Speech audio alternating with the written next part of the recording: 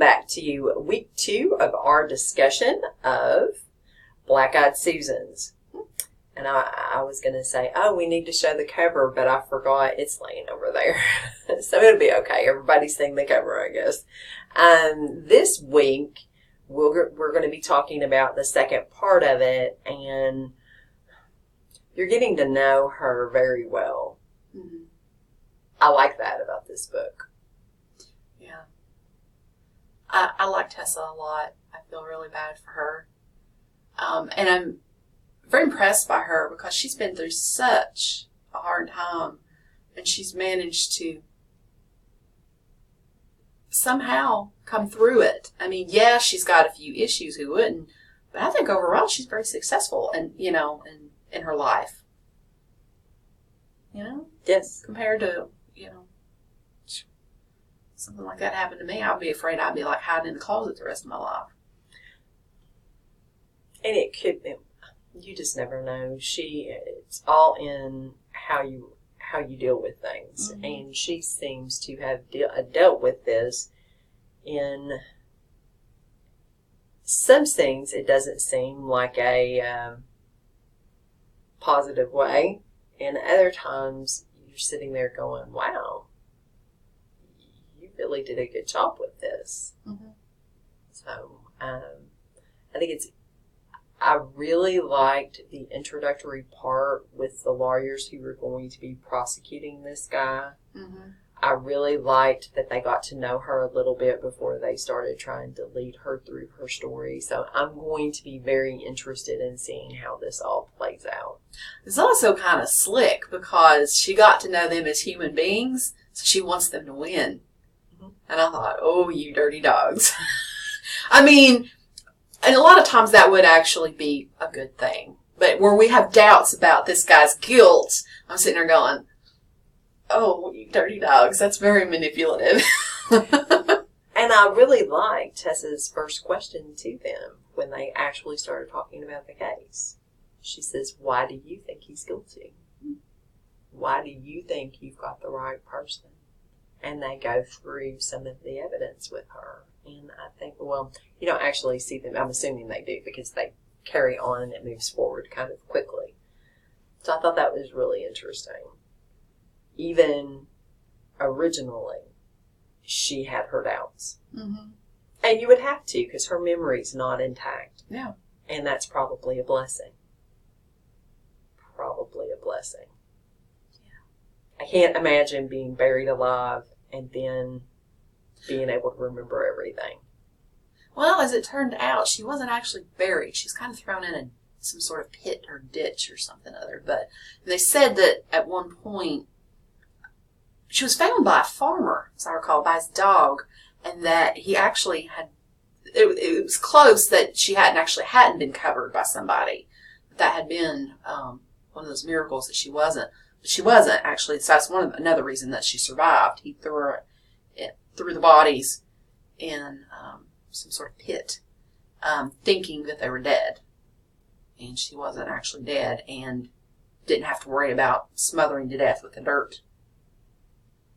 So, yeah, but, I think Tessa's very impressive because, yes, I mean, they don't make it unrealistic that that this has not affected her at all. But I think overall, she's pretty well balanced. I do as well. I think she is a very, very strong individual. Very, very strong individual. And it was really heartbreaking getting to see the transcripts of the trial and what she went through there.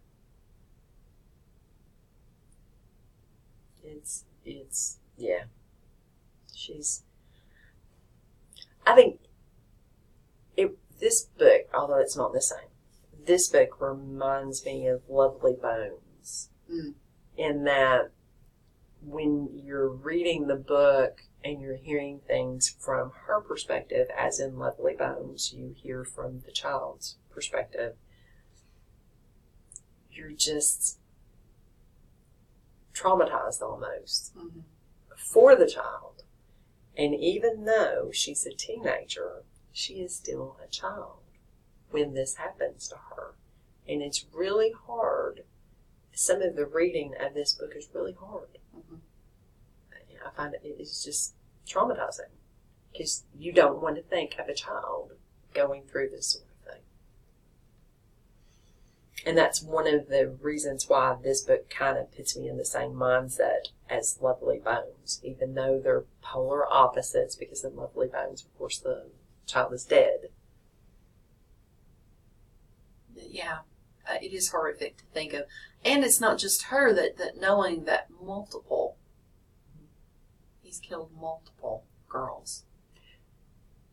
And the families don't know where they are. That's the part that every single time gets me. When a family does not know where their loved one is. Yeah. That always gets me. It really does. And it just makes your heart constrict. Because you know every single day, two parents, if they're still living, two parents wake up and the first thought they have is, I wonder where my child is. Mm-hmm. And I wonder if they're okay, if they're warm, or if they're cold, or if they're suffering in any way. Do they have food? Yes. Or are they on the streets somewhere? And of course, in this day and age, it's not just are they on the streets, it's are they being trafficked somewhere. And it's heartbreaking. It's heartbreaking. And this particular story, with having 3 girls instead of 2 as they originally thought, there were 3 girls that were down in there with her. It's heart-wrenching. But I'll tell you one thing I did like. I liked it when she called that psychic a liar. Yes! I liked it a lot. Yeah, she set her up and then was like, okay, got you. And I think the victim's brother was really open to that. Yeah, he was excited by it. He was like, "Oh, thank God." Yeah. That was interesting because at first he was looking at her very hostilely and everything, and especially when she was like being pleasant to that woman and everything, and he was just like, "You're adding to the circus. You know, you're not helping. You're not helping." And then when she shut her down, he was just like, "You're my hero. You know, my mom will not listen to me." Well, and I thought it was really interesting, too, that Tessa points out that he was, what did she call him? The recovery baby? Or rebound baby? Or something. Replacement baby? Something like that. Something like that. And I thought, and I know people go on to have more children when something like this happens sometimes, if they have the ability to, or the blessing of that. Than they do, but you never forget that child. And I think that's something that I've heard people say it to people before. They lose a child, and it's, but you have 2 more. Yeah, that doesn't mean that the one you lost doesn't hurt. You still, that was their own unique person that is gone, and it's hard. It's hard. So I really felt for the mother so much, and to have somebody taking advantage of her, just, I was so glad when Tessa was like, "You are a liar." I like that. There's something to be said for frankness. Not that I'm an advocate of that or anything. Okay, yeah, I am. Big advocate on that. But yeah, somebody needed to call that woman out on it. Yes, they did. So, I guess next week we'll finish the book up. So next week we'll finish the book up, and then we'll be making the announcement of the book that we'll be reading for October. I don't know. Maybe we'll do something. I don't know. We might not be in the mood for creepy, but we'll see what we're going to do, and we will announce it very soon.